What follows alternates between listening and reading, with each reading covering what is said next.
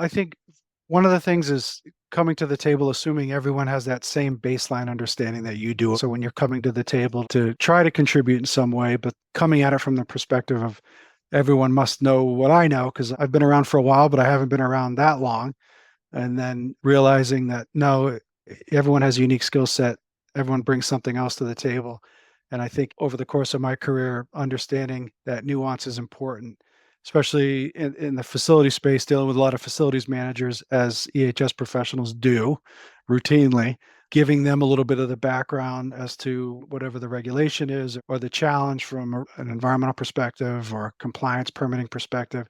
I find facilities staff, they like to understand more of the backstory instead of just being told no or you can't do it this way. Once they're brought along and you share some of the background, now they understand what the new rules of engagement are and they become a partner in it. This is Facility Rockstars, the podcast that celebrates the unsung heroes of our daily lives, facility professionals. I'm your host, Jay Culbert. Join me as we honor these great leaders, sharing stories, insights, and expertise that empower us all to learn and grow together. Facility Rockstars is sponsored by Coludus, operating the way you operate in order to make your life easier. Welcome back to Facility Rockstars. I'm your host, Jay Culbert, and, well, today's guest is kind of a big deal. We're going to have a good time today. He's an EH&S professional with 25 years worth of experience and knowledge in the industry. He's a certified industrial hygienist and certified safety professional. He's worked in multiple different industries, ranging from high-tech to heavy manufacturing and pharma. He has a technical program and personnel management skill set that he has acquired through his wealth of experiences. He has worked for companies such as Biogen, Sanofi, and Bristol Myers Squibb. He is now the Associate Director and Head of EH&S at EyePoint Pharmaceuticals. Jeff Kaminski, welcome to the show, man. Thanks, Jay. I appreciate the invite. Hopefully, I don't do anything today that lowers the average of the show. I think it'll only increase. Don't worry. We're gonna have fun, like I said. So, you've seen the show before, Jeff, and I will typically start with this question especially with your wealth of experience and your vast knowledge in several different industries and disciplines. What's been your biggest lesson learned in your journey? Well, I think one of the things is coming to the table, assuming everyone has that same baseline understanding that you do around, at least as it relates to my work, environment, health, and safety and compliance. When someone comes with a problem or they're trying to implement something, whether it's a new piece of equipment or a new process, generally there is going to be some sort of EHS impact. So when you're coming to the table to try to contribute in some way, but coming at it from the perspective of everyone must know what I know because I've been around for a while, but I haven't been around that long. And then realizing that no, everyone has a unique skill set. Everyone brings something else to the table. And I think it over the course of my career, understanding that nuance is important, especially in the facility space, dealing with a lot of facilities managers as EHS professionals do routinely, giving them a little bit of the background as to whatever the regulation is or the challenge from an environmental perspective or compliance permitting perspective. I find facilities staff, they like to understand more of the backstory instead of just being told no or you can't do it this way. But once they're kind of brought along and you share some of the background, now they understand what the new rules of engagement are and they become a partner in it. So I think that's probably one of the biggest things over the course of my career to date. I would agree. That's huge. You kind of ran through a couple things there, but if you were to bullet any best practices, Jeff, around how could others implement what you've learned? I've come from a variety of organisms. Some have had much more robust EHS management systems than others. And I think, just spending the time to get on the floor, understand the challenges that the facilities colleagues have to deal with, that goes a long way. Trying to understand, where their pain points are, figuratively and literally, to help them, come up with some alternatives, some solutions. I think EHS is no different than a facilities professional, a quality professional, anyone within an organization. You got to come to the table and be able to demonstrate value, give something back, and help help steer the ship a little bit. And I think, spending the time to provide the background on the reg, some of the challenges, some of your experiences on how you fixed it someplace else. I think one of the biggest, um, you know, issues I think that and I'll say even in myself in past lives, you're coming with a copy and paste program from another place and you just want to insert it and make it work. Mm. And you really have a responsibility to understand that the place that you're at and the challenges that organization is dealing with, and how you can come up with a solution that makes sense. Not directly related, but this came up in a previous show a couple of weeks ago where it may look similar, but it's not the same. We weren't Yeah. talking EH&S, we were talking more compliance and GMP space and whatnot. But yeah, it's don't ever assume that it's the same or it'll work the same way. Yeah, Right. that's exactly right. Yeah, and a lot of the regulations that kind of govern day-to-day stuff for me, it's you a lot of it is performance based. They tell you the minimum things, but there's a lot of latitude and be able to implement that in a certain way that makes sense. So yeah, coming and saying, well, you can't do it because you can't do it just like this. There's clearly plenty of gray space to still meet the requirements without, and be successful without making it painfully difficult to do. Sure. That's always better. We talked, what was it? We mentioned lockout, tagout, Yeah. systems within the organization, human interaction with those systems. Yeah. There was something there that I know we wanted to touch on, Jeff. Yeah, I kind of threw out this concept of human and organizational performance back when you and I spoke, and something as simple as a lockout tagout program. I've worked at organizations where they have this robust program and there's 80 checks and balances and all these documents, and at the end of the day, it's generally a facilities person that's responsible for having to try to do it in the field. And they're navigating complex systems and they're referencing multiple documents, and there's so many opportunities for failure modes there, and failure traps really in the system that we're all having to work within. I the human organizational performance aspects of work, whether it's EHS work or facilities work, really whatever it is, understanding where those failures are and trying to come up with solutions to kind of fail safely. That we could spend a whole podcast on that very one topic, or I could put you in touch with others that are much well versed on it than I am. But yeah, it's once you start thinking about the system elements of the workplace and you're in, you start looking at things differently. Whether it's issues that are having or incidents that are occurring, you start realizing the person that interacts with that system is uniquely qualified to identify the issues with the system. And there's a lot of learning there. So you mentioned failure traps and fail safely. Yeah.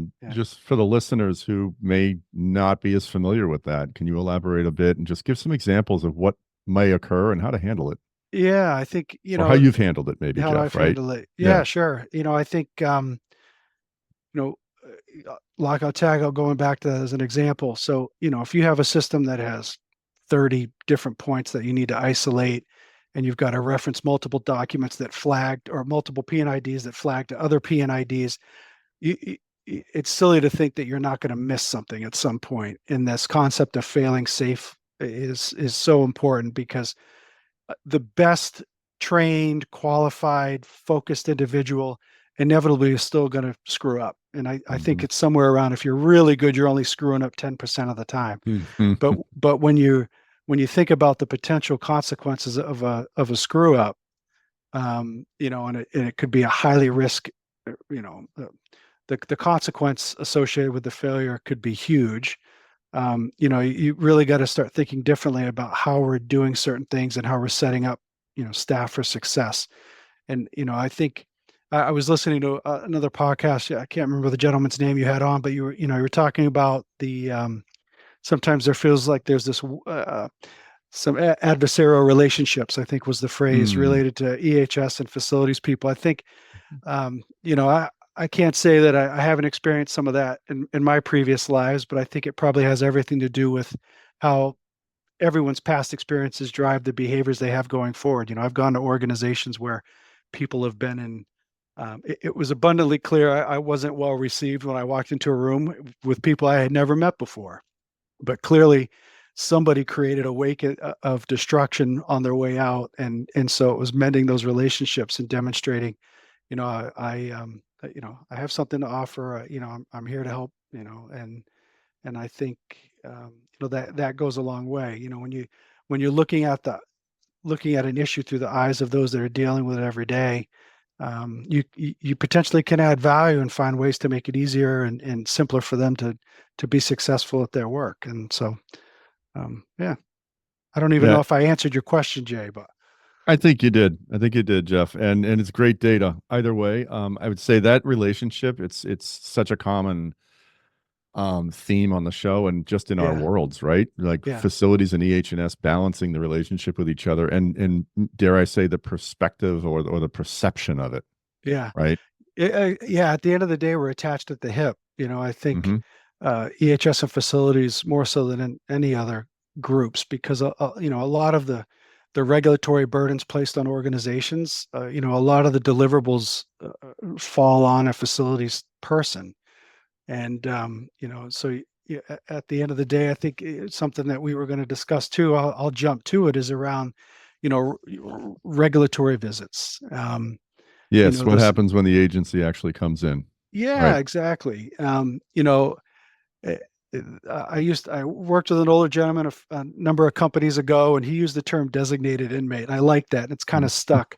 Whoever's signing the piece of paper becomes a designated inmate. And I think we find that it's generally a leader in the facility space or an EHS lead somewhere, and their names are all over those type of documents. So having that profoundly strong working relationship before they come to the door is important because we're both in the same room demonstrating, why we're good stewards, to the environment and why we're not hurting our employees. And so that relationships are incredibly important.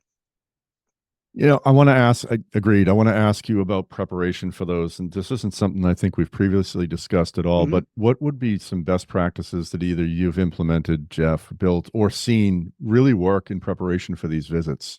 Yeah, dry runs are very important. Okay. Having either a third party come in, I know it's tough. You always have concerns about just bringing in consultants, but having someone with a fresh set of eyes that comes in and stress tests you a little bit Hmm. with certain questions, going to walking around and asking questions. That's very, very important. I can't remember. It was a professional organization, and there was an opportunity for a breakout session where you were in the example you kind of modeled being a spokesperson for the company after a horrible accident, and they put a television screen on you, and then so they shoot a couple questions at you and they have the bright lights on you. They made it really, really realistic, and then you go back and you watch it afterwards and you realize how ill prepared you are to be able to articulate things a certain way when it's really, really important. Wow. And so the dry runs and as realistic as you can make them, the better. Great stuff. Yeah, I can only imagine the nervousness when the lights go on and yeah, you're put on the spot with that hard yeah, question, right? yes, exactly. Like this grilling that you're putting me through right now, Jay. That was the goal. You're doing Yeah, great, Jeff. good, good. You taught, well, we spoke briefly, and I think you brought a really good topic up in our conversation, and that's cross-functional groups and how Mhm. there are all sorts of organizations and events and activities and groups that we can join. And I don't know if we talked about like herds staying together. You didn't use those Yeah, words; those are mine. But yeah, can you expand on that? What you meant by cross-functional and the benefit of that? yeah, absolutely. Some of the greatest mentors I've had, things that I've learned were from professionals that were not within the EHS space. Just like I'm sure some of your facilities colleagues would say the same. There are every professional or every profession has a group, a consensus group, or whatever that might be. Two of the big ones that I've been actively involved in over the years. One is the American Industrial Hygiene Association, and the other is the Board of Certified Safety Professionals. And each one of those also has local chapters. So you can kind of get together and commiserate with, your, colleagues at other companies that dabble within the EHS space. But then over the years, I've participated in other meetings like with the ISPE, as a result of interacting with some engineers in different pharma spaces. And you definitely, for one, you build your network instantly and exponentially as a result of going to these other professional groups outside of your own, and you learn things, and you get a better understanding of how others think, and their perspectives, because you're seeing their siloed organization, and they all have their similar thoughts and group think and all that, and just like us in the EHS space. So jumping at those opportunities to cross that divide and go to some of those other groups and learn about some of the things that are interesting, and new technologies or new challenges that one professional group is dealing with. It only betters you, I think. Now, is that just something that's always been in your DNA? Are you just have a thirst for knowledge or learning Yeah, different? you said it. You said it early on. I'm kind of a big deal. So yeah, yeah. I mean, I think as I've gotten farther in my career, it's less about the destination, and it is more about the ride along the way. And it is nice to learn new things, especially as you've been in one profession for a while, and it's nice to mix it up and learn something else. I would And agree. and all of that is arguably it's transferable skill sets, whether it's within your area of practice or some other. So I still don't know what I want to do when I grow up. So it's you gotta keep the Does options anyone open, I really? suppose. Yeah, right. I have to say, Dan O'Connell was on the show, and he was a colleague of yours, and Yep. we're all close, the three of us, and it was nice that we're talking today because Dan introduced us Hmm. too. So I definitely see that the value in just saying, hey, you should talk too, right? Yeah. Yeah, exactly. Yeah, I won't say anything nice about him, especially if it's being recorded. But yeah, I mean, it's that's a great example. It's things just like that, with people that they're dabbling in a different professional space. But yeah, it really does open your network quite a bit. It's been good opportunities. You talked about EH&S being equated to the conscience of the business, or something similar to that. What did you mean by that, Jeff? Yeah, there's so many stresses in companies as to being doing more with less, and everyone's spread thin, and I feel like there are times, especially that I found myself in, where something either is perceived as not being quite right, or we're rushing too quick to do something, and it's in those environments where I find that sometimes they're looking across the table for EHS to step up and say, stop, let's pause. I think especially facilities guys, let's face it, they're problem solvers. They are so task focused. It's funny. Well, I'll doing different trainings in group activities and stuff. I've gone to external courses with facilities colleagues for things like haz waste operations training, and they're so task focused because that's the name of the game. They got to get things back and working so that operations continue. And sometimes I feel like we the collective we, sometimes we're looked at to say, does do we need to pause a little bit more? Do we need to have that moment before we jump into something? And so Mhm. I guess that's what I was alluding to when I mentioned that. Sure, seen it. Yeah, and Yeah. you're right. It's so task oriented Yeah. because yeah, the operation must continue. Yeah, Can't have exactly. downtime. Yeah. The thought of having to take a little bit longer, that's just not in the DNA. They got to get it done. And you can appreciate it. There's an absolute need for it, for sure. Oh, without question. Yeah. Um, you also talked about culture, and I was Mm. kind of surprised to hear. And I think you said, well, this might upset some of my colleagues in the field, right? Like safety Yeah. culture or organizational culture. How do they Yeah. collide? How do they complement each other? Yeah. You can't have one without the other. I every now and again, I'll see these job postings, and it's this litany, and I'm sure your facilities colleagues will say the same thing. The task list is several pages. You're scrolling down the the electronic job description, and you'll see some for EH&S where you're responsible for creating and cultivating and delivering on the culture, but no one can tell you what that is. And then, you ask a simple question like, well, tell me, what's the company culture like? And no one can answer that question.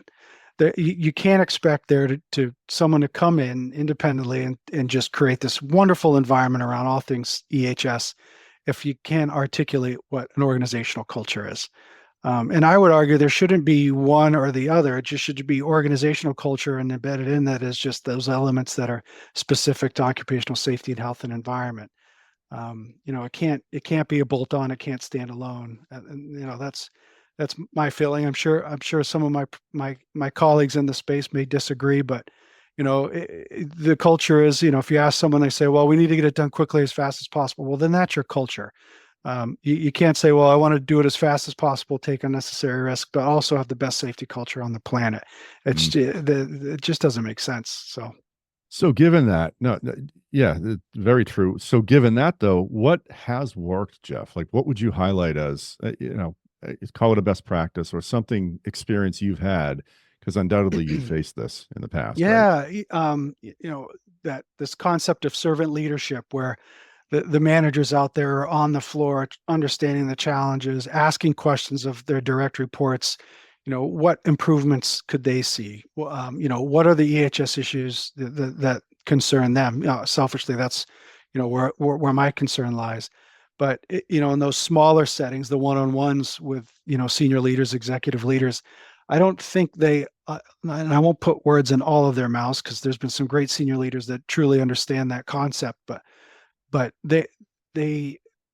those one-on-one interactions, if they do enough of those, that's really where you start seeing that needle move. It's not a administratively burdensome program where morale will improve because we're doing another checklist that says we're going to improve morale, right? It's having a little bit more of an empathy to what others are dealing with, and and not only that, but acting on it. I think that's the biggest thing. It doesn't make sense having suggestions coming in if you're not going to do anything with that information. So demonstrating people's perspectives are important, their concerns are valid, and then demonstrating the follow-up that the loop back that you're making some changes directly tied to something that was brought up. That's where the success lies, I think. Perfect. We didn't talk about this either, Jeff, but when an event occurs, I'm not answering that then, Jay. Next. So I was going to ask you, and you can choose to answer or move right on again. Sure. When an event occurs, right? And we hadn't talked about this, but what are some best practices? Because things, unfortunately, they will occur, right? And does it lie in the planning? How do you handle it? What's the best way to handle these things? Yeah, well, it's one size doesn't fit all. Clearly, I think getting back to that concept of organizational culture, if something happens, there's a reason why it happened. There could be a number of reasons why it happened, but being receptive and open to that information that you're going to get as part of the investigation goes a long way. There are times, and I've been in rooms with very dominant personalities where facilitating a root cause analysis as a result of an incident. And one comes to mind where thankfully no one was hurt, but there was a substantial failure of a system resulted in a big spill of nasty stuff. And as a facilitator of root cause, you're trying to get into the room, get everyone on the board calibrated to really get into the detail. But right at the start of that, a senior leader comes in and says, this can't happen again, and this is unacceptable. Well, everything we were just trying to cultivate to get people to want to speak, that is dead instantly. Everyone's going to clam up. The participation is going to drop, and talk about killing the success of trying to get to the bottom of something that's happened. So, how do you recover from something like that? Yeah, that's a great question. Clearly, I'm bringing it up, so I never recovered. But you have enough advocates within an organization that understand the value and the importance of when things fail, how do we ensure that it doesn't happen again, or how do we increase our potential for success, that the failure isn't as bad, and clearly that no one is hurt. And so you really try to find the bright lights, within the organization that can advocate on your behalf and that can be in those rooms and have, the right level of influence to get you back on track.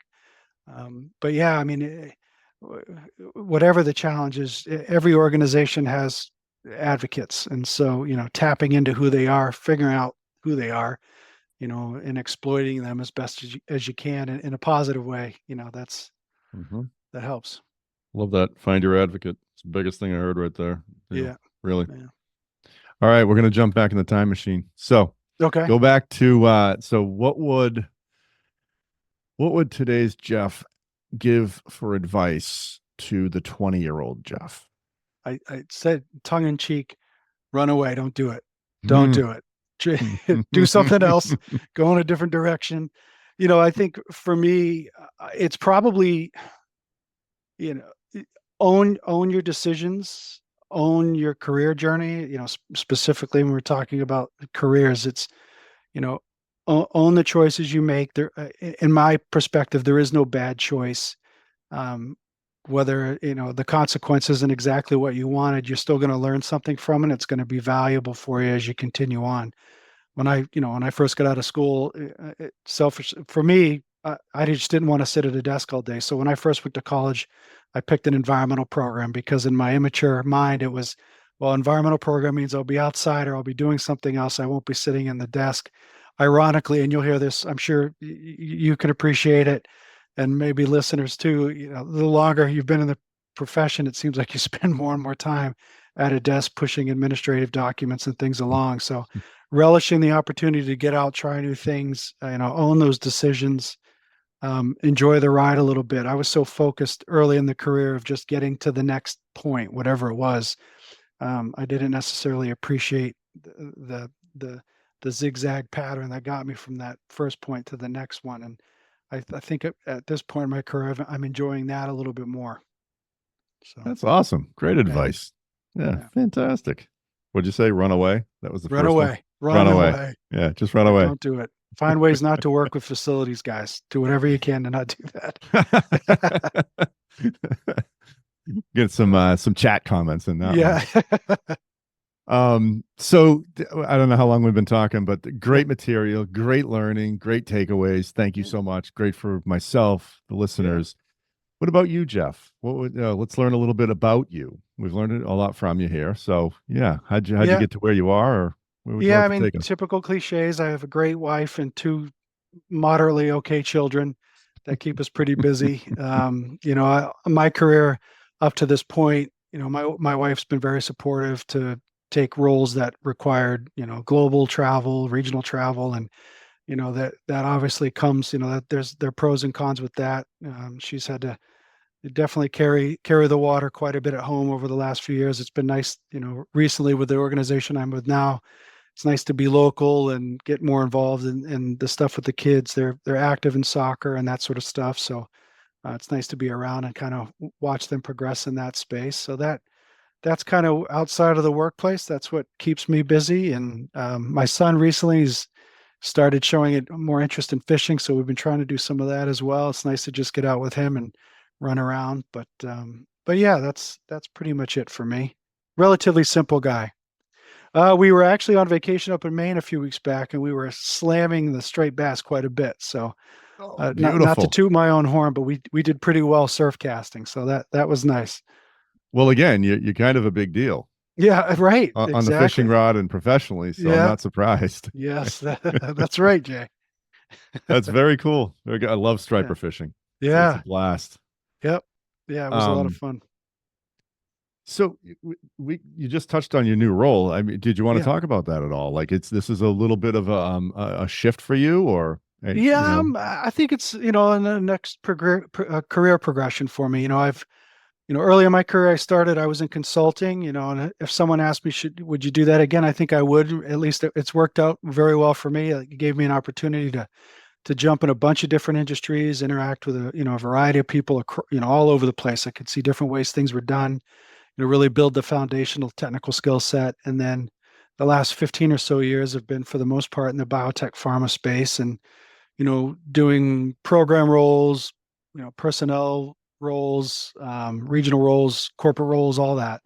The next kind of, in my mind, when I was looking at the next 3 to 5 years, it was trying to get to an organization where I could lead EH&S, for the entire organization, the company as a whole. And yes, small pharma company, EyePoint Pharmaceuticals, and it's been great since I've been here. Good leadership, and they provide a lot of autonomy to make a difference, and it's been great since I've been here. Congrats. That's so good to thank hear. you. Good for you. Yeah. So with everything you shared, I'm sure there's going to be some extended questions or additional questions. How would you recommend, if you could give some advice on how people can reach out to you? Yeah, I'm not much of a social media. This is probably my first, not probably, this is, I think, my first podcast. So, You're a but natural. yeah, thanks. So I think, do you generally post contact information? And that's, We can with if you wish. yeah, Yep, I we can do that. I can put all my information or get that over to you, and people, if they have questions or want to tell me how poorly I did, whatever it might be, they can reach out directly. LinkedIn too is another way. I do have a LinkedIn profile. It's pretty easy to get to me that way. And recently, a colleague reached out from another company out in Connecticut, actually, and we had a good discussion about risk assessment. So I will return inquiries if people want to chat some more. Outstanding. Outstanding. Yeah. I can't thank you enough for being on the show, Jeff. Thank you. Yeah, I really appreciate it, Jay. Thanks for the invite. Of course. And for everyone listening, thank you so much. If you learned something today, if you laughed, tell someone about the podcast. Another great episode of Facility Rockstars. We'll see everyone next time. It's a wrap. Another episode of Facility Rockstars is in the books. Facility Rockstars is sponsored by Colutus, operating the way you operate in order to make your life easier. Until next time, facilitate and rock on.